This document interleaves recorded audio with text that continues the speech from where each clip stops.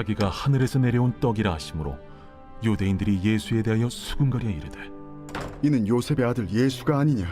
그 부모를 우리가 아는데 자기가 지금 어찌하여 하늘에서 내려왔다 하느냐? 예수께서 대답하여 이르시되 너희는 서로 수군거리지 말라. 나를 보내신 아버지께서 이끌지 아니하시면 아무도 내게 올 수 없으니 오는 그를 내가 마지막 날에 다시 살리리라. 선지자의 글에 그들이 다 하나님의 가르치심을 받으리라 기록되었은즉 아버지께 듣고 배운 사람마다 내게로 오느니라. 이는 아버지를 본 자가 있다는 것이 아니니라. 오직 하나님에게서 온 자만 아버지를 보았느니라. 진실로 진실로 너희에게 이르노니 믿는 자는 영생을 가졌나니 내가 곧 생명의 떡이니라. 너희 조상들은 광야에서 만나를 먹었어도 죽었거니와 이는 하늘에서 내려오는 떡이니 사람으로 하여금 먹고 죽지 아니하게 하는 것이니라. 나는 하늘에서 내려온 살아있는 떡이니 사람이 이 떡을 먹으면 영생하리라. 내가 줄 떡은 곧 세상의 생명을 위한 내 살이니라. 그러므로 유대인들이 서로 다투어 이르되 이 사람이 어찌 능히 자기 살을 우리에게 주어 먹게 하겠느냐? 내가 진실로 진실로 너희에게 이르노니 인자의 살을 먹지 아니하고 인자의 피를 마시지 아니하면 너희 속에 생명이 없느니라. 내 살을 먹고 내 피를 마시는 자는 영생을 가졌고 마지막 날에 내가 그를 다시 살리리니 내 살은 참된 양식이요 내 피는 참된 음료로다. 내 살을 먹고 내 피를 마시는 자는 내 안에 거하고 나도 그의 안에 거하나니 살아계신 아버지께서 나를 보내심에 내가 아버지로 말미암아 사는 것 같이 나를 먹는 그 사람도 나로 말미암아 살리라. 이것은 하늘에서 내려온 떡이니 조상들이 먹고도 죽은 그것과 같지 아니하여 이 떡을 먹는 자는 영원히 살리라. 이 말씀은 예수께서 가버나움 회당에서 가르치실 때에 하셨느니라. 할렐루야. 오늘 하나님의 말씀은 요한복음 6장 41절부터 59절까지 말씀입니다.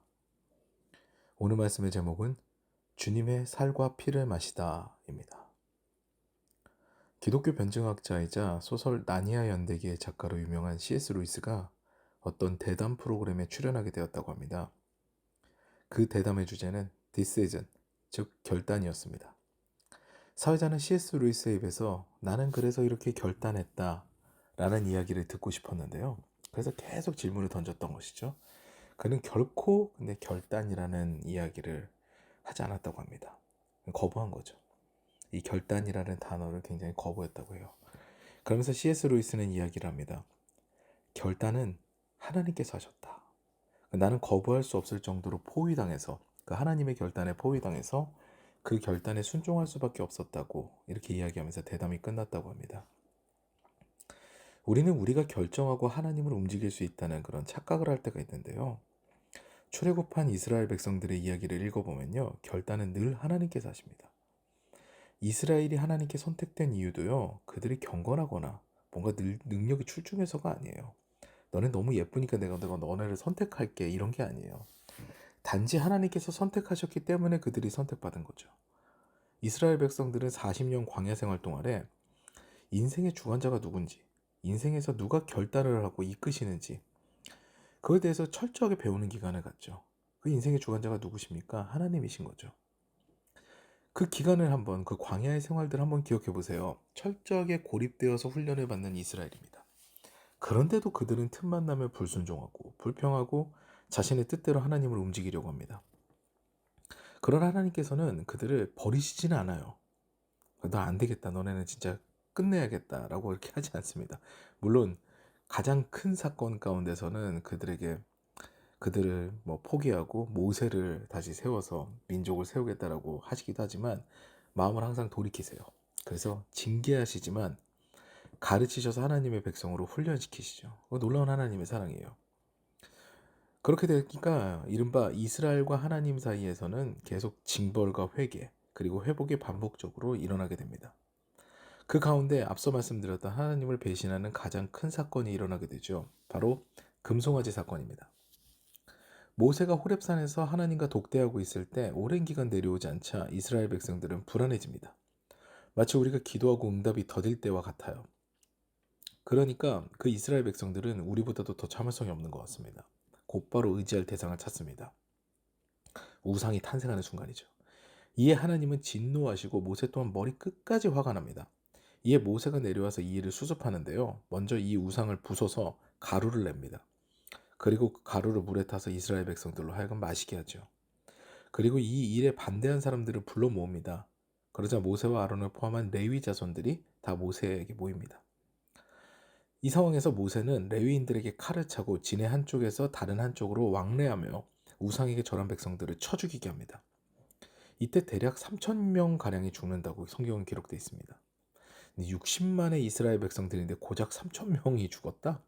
라는 의문이 드실 수도 있지만 아마 학자들은 이렇게 이해하고 있습니다. 주도적으로 우상을 섬기는 자들이 죽었을 것이다 라고 학자들은 추측하죠.